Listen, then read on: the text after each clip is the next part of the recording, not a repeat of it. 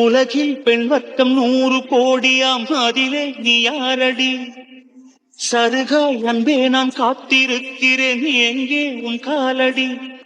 மணி சரி பார்த்து தினம் வழி பார்த்து இரு விழிகள் தேய்கிறேன்.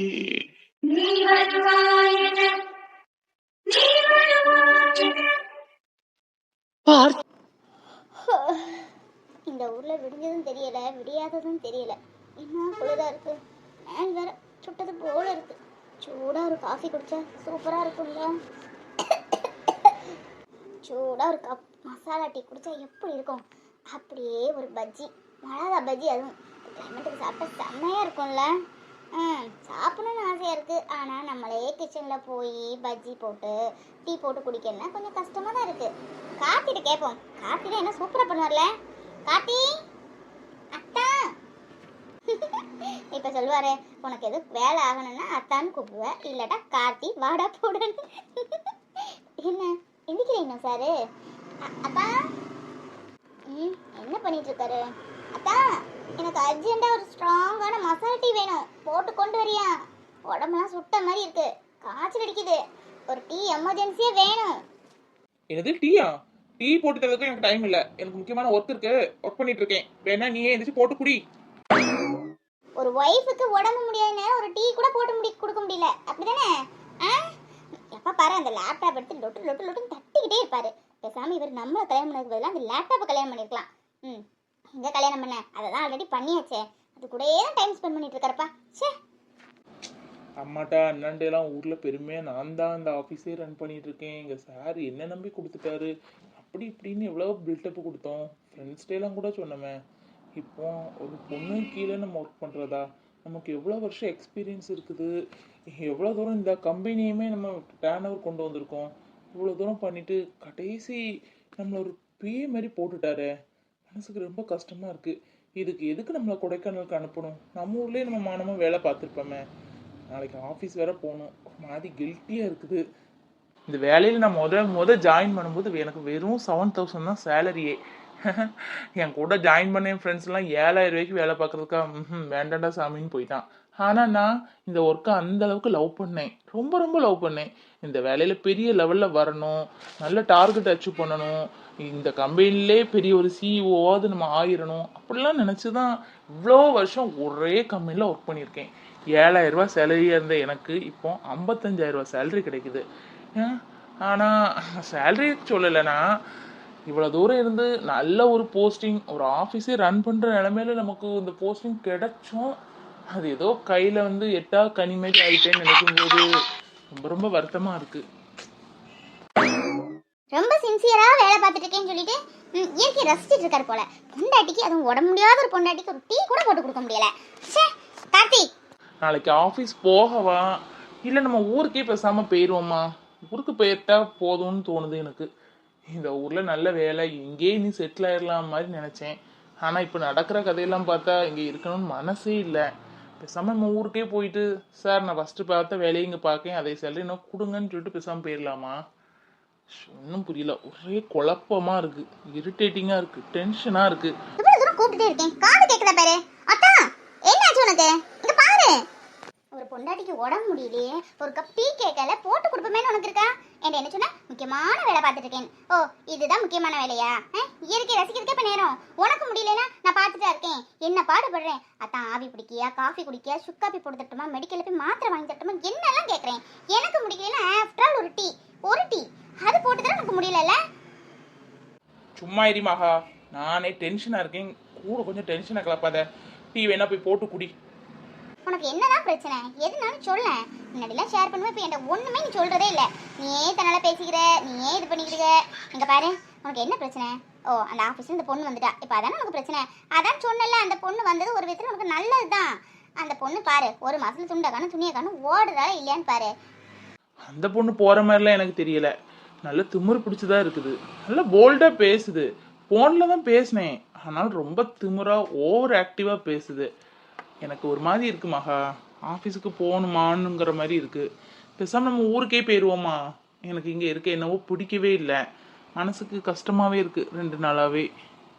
ஊருக்கு போனா போகலாம், அதெல்லாம் ஒரு பெரிய விஷயமே கிடையாது.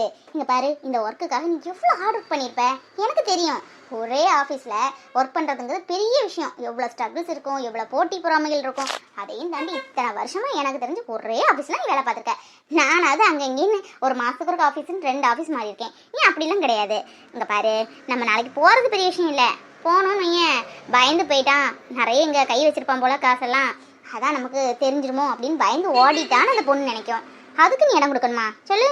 ஐயோ ஆமல்ல மகா, இப்படி ஒரு பிரச்சனை இருக்கு, யோசிக்கவே இல்லையே. கண்டிப்பா கண்டிப்பா இவ்வளோ நாள் நான் இருந்துட்டு நாளைக்கு அந்த பொண்ணு ஒர்க்கில் இருக்கும்போது நான் இல்லாமல் இருந்தா கண்டிப்பாக அந்த பொண்ணு அப்படி நினைக்கும். அந்த பொண்ணு நினைக்க என்ன இருக்கு, ஆஃபீஸ்லேயே 2-3 பேர் எனக்கு வேண்டாதவங்க இருக்காங்க, அவங்க கூட அப்படி அவங்கள சொல்லி நம்ப வைக்கலாம். கரெக்ட். எப்பா நான் போக மாட்டேன், இப்போதைக்கு நான் போக மாட்டேன். நீ சொல்கிறத மகா கரெக்டு. 2 மாதம் நான் ஒர்க் பண்ணி பார்க்குறேன், அதுக்குள்ளே அந்த பொண்ணு கண்டிப்பாக போனால் போகட்டும், இல்லையா நம்ம ஊரை பார்த்துட்டு போயிடுவோம். நமக்கு சூட்டபிளாக இருக்கா பார்க்கலாம். ரொம்ப அடிமையாக நின்று வேலை பார்க்குறதா இருந்தால் அதுக்கெல்லாம் எனக்கு பிடிக்காது.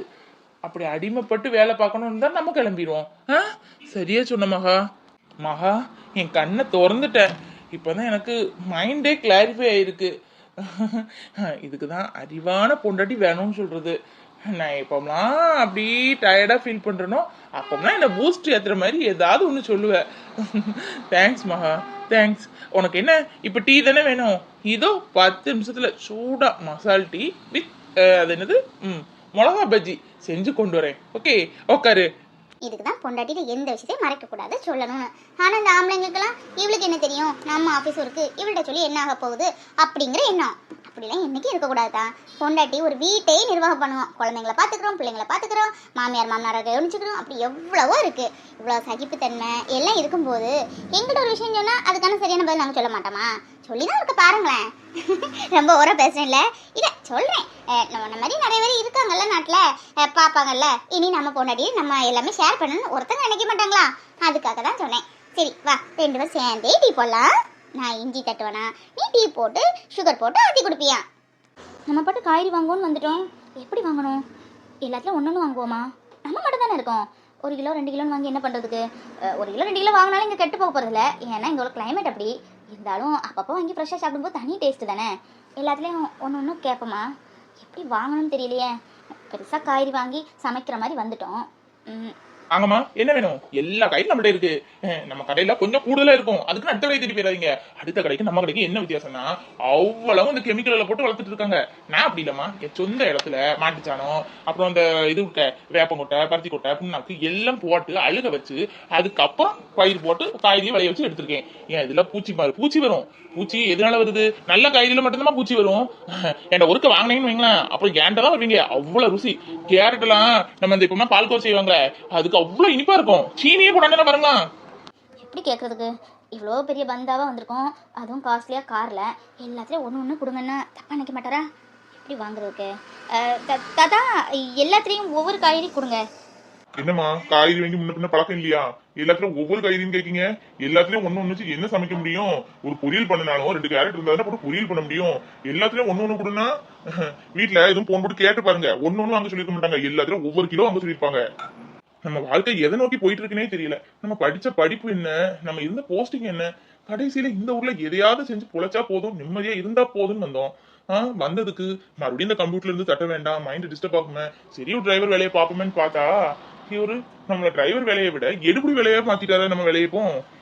பத்தாவதுக்கு இந்த பொண்ணு வேற, அதை தூக்கிட்டு வா, இதை எடுத்துட்டு வா, உயிரை எடுக்குத. ஆனா ஒரு விதத்தை சந்தோஷப்பட்டுக்க வேண்டியதான். வீடை கிளீன் பண்ணு, டஸ்டத்தோட மாப்பு போடுன்னு சொன்னவா, பாத்ரூம் கலவுன்னு சொல்லாம இருந்தால அது வரைக்கும் சந்தோஷப்பட்டுக்க வேண்டியதான்.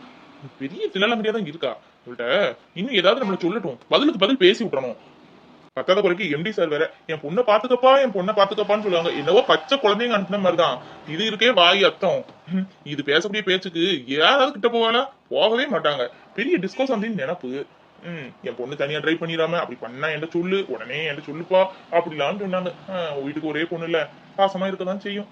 சரி என்ன பண்ண, நமக்கு இதான் பொழப்புன்னு ஆயிட்டு சேஃபா கொண்டு கூட்டிட்டு போகணும், சேஃபா கொண்டு விடணும், அவ்வளவுதான். இந்த வீட்டு வேலை பார்க்கறதெல்லாம் வச்சிடக்கூடாது. ஸ்ட்ராங்கா சொல்லிடணும், வீட்டு வேலைக்கெல்லாம் நான் வரல, ஒன்லி டிரைவிங்னு. இப்ப பாருமா, போன எதுவும் வீட்டுல வச்சுட்டு வந்துட்டியா? சரி ஒண்ணும் கவலை இல்ல, எல்லா காய்களையும் 6.5 கிலோ 6 கிலோ போடுங்க. 10 நின்று நாளைக்கு வா. இப்ப பாருமா ஒன்னதான் காதும் கேட்க மாட்டுக்கு, காய்கறி வேணா ஒழுங்கா பதிலும் சொல்ல மாட்டுக்கு, ஒண்ணும் தெரியாம காய்கறி வாங்க வந்ததுங்க. இந்த தாத்தா வேற உயிர் எடுக்கிறாரு. 1/2 கிலோ வாங்கி என்ன பண்ண போறோம் நம்ம மட்டும்? நமக்கு 1/2 கிலோங்கிறதே அதிகம். அவ்வளோ காய்கறி நம்ம எப்படி சமைச்சு சாப்பிடுறது? சமையல்னு இன்னும் கொஞ்சம் கொஞ்சம் தெரிஞ்சா கூட சரின்னு வாங்கிட்டு போகலாம். அதுலேயும் நம்ம அரைக்குறை யூடியூப் பார்த்து தான் சமைக்க போகிறோம். இதில் எதுக்கு 1/2 கிலோ? பேசாமல் அவனை கூப்பிட வேண்டியதான். அவனுக்கு காய்கறி வாங்க தெரியும்னு நினைக்கிறேன். ஐயோ, அவன் பேர் என்னன்னு கேட்க மறந்துட்டுமே. பேர் வேற கேட்க விட்டுட்டமே. எப்படி கூப்பிடுறதுக்கு? ஏய் ஏய் ஹலோ. யார கூப்பிடுதா? ஏய் ஹலோன்னு. வேற யாரும் தெரிஞ்சவங்க பார்த்துருப்பாளோ? யாரா இருக்கும்? ஏய் ஒன்னதான். அவனை கூப்பிட்டா அங்க பார்த்துட்டு இருக்கான். ஏய் ஏய் ஒன்னதான் வந்து தொலை. ஐயோ கோவப்படுறானே. பேர் கேட்காம விட்டுட்டமே. ஏய் ஒன்னதான் இங்க வா. நம்மளும் கொஞ்சம் கோவப்பட்ட மாதிரி நிப்போம். ஒரு பொண்ணை தனியா கூட்டிட்டு வந்திருக்கமே, அதுவும் ஒத்தையில காய்கறி வாங்க போயிருக்காள, கூட மாட போய் நிப்பமே. கொஞ்சமாவது அறிவு இருக்கா? கார் கிட்ட பெரிய மகாராஜா மாதிரி போஸ்ட் கொடுத்துட்டு இருக்கேன். என்னது மகாராஜா மன்னிக்கிறான்? உங்களுக்கு என்னங்க பிரச்சனை? உங்க கூடயே வந்தா நீ என்ன ஹஸ்பண்டா இல்ல என்ன உட்பியா கூடயே வரேன்னு கேட்பீங்க. அதுக்காக தான் நான் உண்டே வேலை உண்டு நான் பாட்டாங்க நிக்கிறேன். உங்க வீட்டுக்கு என்ன தேவைன்னு உங்களுக்கு தான் தெரியும். நான் கூட வந்துட்டா ஓ உங்க கூடயே நின்று உங்க லக்கேஜ் நான் சுமந்துட்டே வரணும் அப்படி சொல்ல வரீங்க அப்படித்தானே? சரி சரி நடத்துங்க நடத்துங்க. என்ன பண்ண மாட்டியாச்சு. என்னப்பா புருஷனும் பொண்டாட்டியும் ஒரு வழிக்கு வந்துட்டீங்களா? காய்கறி வாங்க தெரியாத பிள்ளையா காய்கறி பைய கொடுத்து விட்டது உங்க தப்பு. கல்யாணம் புதுசு மாதிரி தெரியுங்க. அந்த பிள்ளைக்கு தான் தெரியல தம்பி. இல்ல ஒரு பேப்பர்ல எழுதி கொடுத்து விடலாம்ல. பாவம் என்ன காய்கறி எப்படி வாங்கன்னே தெரியல. எல்லாத்துக்கும் ஒவ்வொரு காய்கறி கொடுன்னு சொல்லுது. எப்படி கொடுக்க? பச்சை மிளகு இருக்கு, ஒண்ணு கொடுக்க முடியுமா? என்னது தாத்தா தாத்தா? என்ன தாத்தா? நாங்க புருஷன் பொண்டாட்டிலாம் கிடையாது. எனக்குன்னு பொண்டாட்டி வர்றதுக்கு கொஞ்சம் தகுதியெல்லாம் இருக்கு. என்ன தாத்தா யார் கூட வச்சு பேசுவீங்களா? இதுக்குதான் நான் கூடவே வராம அங்க நின்னேன். ஏக்கலவா உனக்கு அறிவே இல்ல. உன் கடைக்கு ஒரு பொண்ணும் பையனும் வந்தா உடனே புருஷன் மட்டும் நினைச்சிட இல்ல? என் கழுத்துல தாலி இருக்கா? கல்ல மெட்டி இருக்கா? எப்படி நீ சொல்லலாம்? எப்படி இவன் கூட என்ன நீ பொண்டாட்டின்னு சேர்த்து பேசலாம்? காய்கறி வேண்டாம் ஒண்ணு வேண்டாம். சே எல்லாம் ஒன்னால வந்தது. முதவே கூட வந்திருந்து காய்கறி வாங்கி கொடுத்துருந்தா இவ்வளவு வந்திருக்குமா? கண்ட கிளம்பெல்லாம் பேச்சு எனக்கு தலை இருக்கா? சே 3 days ஸ்பாயில் ஆயிட்டு. ஏதாவது காய்கறி வாங்கிட்டு வந்து தொலை. நான் கார்ல போயிருக்கேன். என்னது ஏதாவது காய்கறி வாங்கிட்டு வந்து தொலையா? இது என்ன நினைச்சிட்டு இருக்கு? இது சமைக்க போகுது. இது சமைக்கிறதுக்கு என்ன தேவைன்னு அதுக்கு தான் தெரியும். நம்ம என்ன காய்கறி வாங்கிட்டு போறதுக்கு? அப்படியே வாங்கிட்டு போனாலும் ஏன் தக்காளியை வாங்கல முருங்கைக்காவை வாங்கல அப்படின்னு கேட்கும். சரியான அறப்பைத்தியமா இருக்கும் போல. தம்பி இப்ப காய்கறி வேணுமா வேண்டாமா? உங்களோட பெரிய ரோதனையா இருக்கு. வேணும்னா வாங்குங்க, வேண்டாட தயவு செஞ்சு போங்கப்பா. காய்கறி வேணும் தாத்தா. நீங்க தப்பா எடுத்துக்கிட்டீங்க. அது எங்க எம்டியோட பொண்ணு, ஊருக்கு புதுசு. அதுக்கு காய்கறி வாங்க தெரியல போல. தாத்தா எல்லா காய்கறிலையும் 1/4 கிலோவா கொடுங்க. 1/4 கிலோவே அதிகம் தான். ஏன்னா அந்த பொண்ணு மட்டும் தான் இருக்கு. அப்புறம் கருவேப்பிலை கொத்தமல்லி அப்புறம் புதினா எல்லாம் போட்டுருங்க. வேற தக்காளி மட்டும் எக்ஸ்ட்ரா வேணா போடுங்க. கொஞ்சம் ஏதாவது பண்ணுவாங்கல்ல அடிக்கடி தேவைப்படும். மற்றபடி எல்லா காய்கறிலையும் 1/4 கிலோ போட்டுருங்க. வாழைக்காய் 1 போதும். சரிங்க தம்பி. ஆம்பளை உங்களுக்கு தெரிஞ்சது கூட ஒரு பொண்ணுக்கு தெரியல பாருங்க.